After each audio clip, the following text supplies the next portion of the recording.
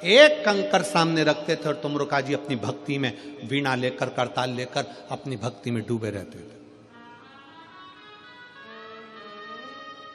बहुत जल्दी कुबेरेश्वर धाम पर भी आपको तुमरुका जी की, तुमरुकेश्वर की और तुमरुका जी की लीलाओं का दर्शन अगर बाबा ने चाहा तो बहुत जल्दी आपको बेल वृक्ष की छांव में तुमरुका जी जैसी भक्ति करते थे, कंकर रखकर, जैसे तुमरुका जी ने शंकर पार्वती को कथा सुनाई, जैसी जैसी लीला तुमरुका जी ने करी, वो सारी लीला का दर्शन पूरे भारत में कहीं नहीं होगा, वो सीहोर कुबेरेश्वर धाम पर होगा।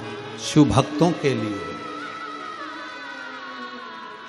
पूरे कुबेरेश्वर धाम पर तुमरुका जी के एक एक प्रतिबिंब स्वरूप का दर्शन आप कर पाएंगे। थोड़ा समय जरूर लग रहा है क्योंकि निर्माण में थोड़ा समय लगता है, पर बहुत बाबा की भक्ति का आप दर्शन पूरे विश्व में एक ही जगह कर पाएंगे। पूरे तुमरुका नारद जी को तो दुनिया जानती है, पर तुमरुका जी को नहीं जानती थी, वो दुनिया जाने तुमरुका जी। जिन तुमरुका जी ने अपनी वाणी से शिव महापुराण की कथा का वाचन किया, उन तुमरुका जी को लोग जाने।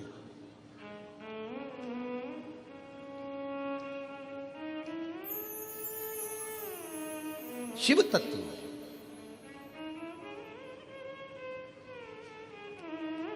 भगवान शंकर की अविरल भक्ति हो, शिव की उपासना, शिव कथा कर रही है, भगवान शंकर का चरित्र कर रहा है। देवऋषि नारद तुमरुका जी के पास आए। तुमरुका जी एक कंकर को अपने सामने रखते थे और बैठ जाते थे। जैसे आप लोग कुबेरेश्वर धाम पर आते हो, कंकर को सामने रख के बैठ जाते हो, आराधना करते हो, माला जपते हो, पूजन करते हो, अभिषेक करते हो, अर्चना करते हो, निवेदन करते, श्री शिवाय नमस्तुभ्यम बोलते।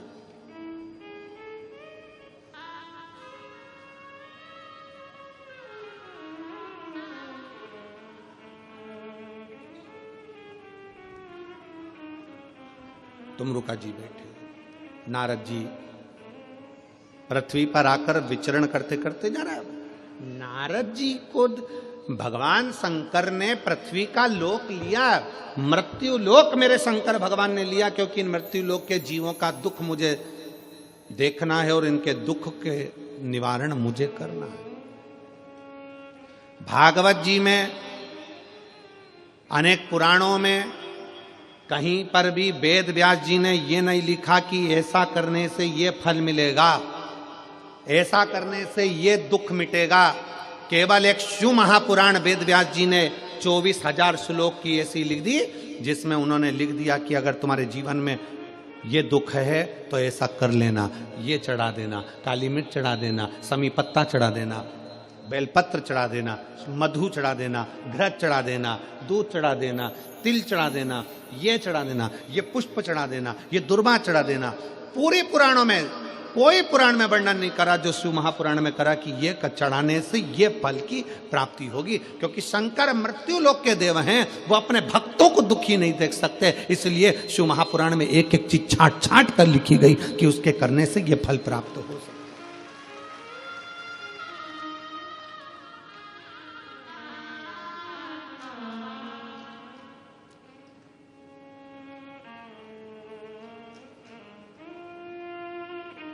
तुमरुका जी के पास में नारद जी पहुंच गए। अब नारद जी जाते जाते जब जंगल से निकले तो जंगल में क्या देखा देवऋषि नारद ने? एक हिरण, एक हिरणी अपने बच्चे के साथ रो रही है, और वो जंगल में कुछ भी नहीं है खाने का, पूरा सूखा पड़ा, पीने का पानी नहीं है, पूरा सूखा पड़ा, बिराना बहना, बहुत बहुत बिराना सा जंगल है, जिसमें केवल एक हिरणी है, उसका बच्चा है, बाकी का पूरा जंगल में ना पानी है ना खाने को है। नारद जी से रहा नहीं गया।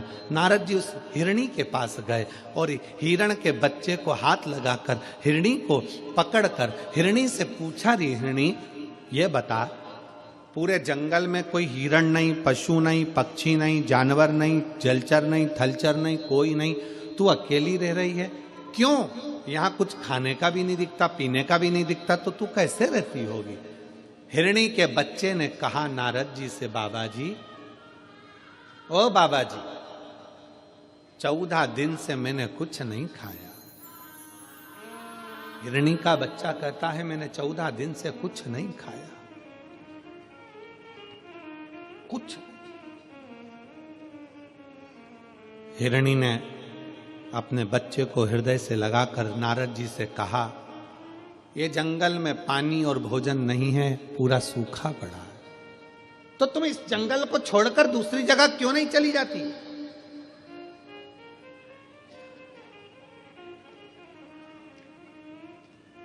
इस जंगल को छोड़कर तुम दूसरी जगह क्यों नहीं जाती?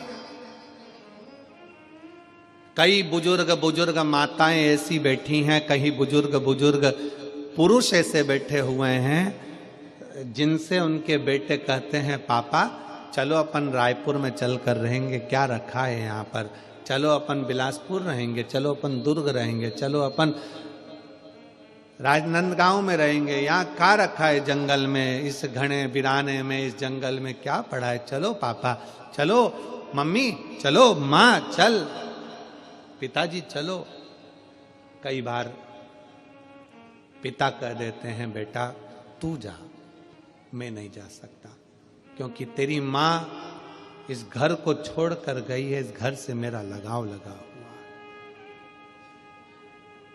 कई बुजुर्ग बूढ़ी माँ कह देती है, पिता इस घर से गए हैं, घर उनका था, इससे मेरा लगाव लगा हुआ है, इससे मेरा दिल लगा। भले बेटा बेटी उस घर में एक दिन रहने को तैयार ना हो, पर वो टूटे से झोपड़े में बूढ़ी माँ बूढ़ा बाप अपनी पूरी जिंदगी निकालने को तैयार हो जाता है, क्योंकि उससे उसकी लगाव, उसकी जिंदगी जुड़ी हुई है।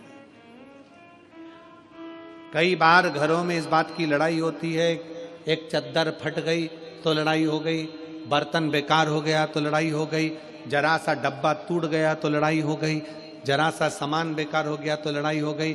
सास क्यों चिल्लाती है? क्योंकि उस सास को मालूम है मेरी पूरी जिंदगी इन सबको जोड़ने में निकल गई, और आज के जमाने के लोग उसको समझ नहीं पा रहे हैं, उसकी पूरी जिंदगी निकल गई, पूरा जीवन उसने निकाल दिया इन सबको जोड़ने में।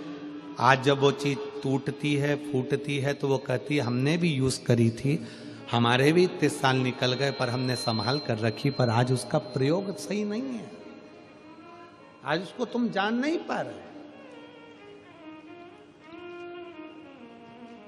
दुख होता है,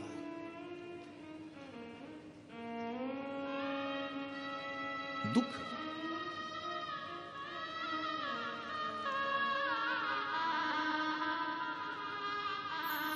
हिरनी कह रही है बच्चे को गले लगाकर, नारद जी तुरंत बोले, जंगल से तुम क्यों नहीं जाती? कोई भी तो नहीं है, एक हिरण नहीं है, कोई जानवर नहीं है, जाओ ये जंगल छोड़ दो, चली जाओ इस जंगल को छोड़कर। हिरनी ने कहा, भूखी मर जाऊंगी पर ये जंगल छोड़कर नहीं जाऊंगी। क्यों? नारद जी 3 साल पहले मेरे पति मुझसे कहकर गए थे, मैं भोजन की व्यवस्था कर कर आता हूं, तो रुकना। 3 साल पहले मेरे पति मुझे यहां रोक कर गए, अगर मैं चली जाऊंगी मेरे पति मेरे बच्चों को और मुझे कहां ढूंढेंगे, इसलिए मैं यहां छोड़कर नहीं जा सकती, ये जंगल नहीं छोड़ सकती, मैं भूखी रहूंगी ना चल